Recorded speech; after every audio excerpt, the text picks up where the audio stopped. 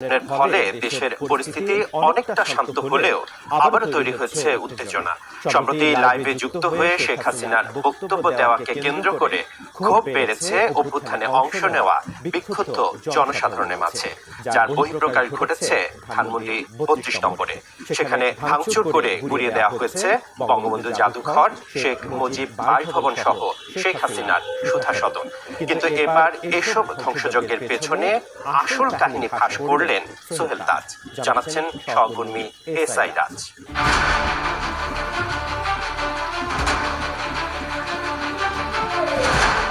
অভ্যুত্থানের ৬ মাস উপলক্ষে ৫ ফেব্রুয়ারি লাইভে যুক্ত হয়ে ছাত্রদের উদ্দেশ্যে ভাষণ দেন ক্ষমতাচ্যুত সাবেক প্রধানমন্ত্রী শেখ হাসিনা, যেখানে অতীত কর্মকাণ্ডের জন্য কোনো অনুশোচনা না করে বরং বর্তমান সরকার ও নানা বিষয় নিয়ে বিদ্বেষ ছড়ান তিনি।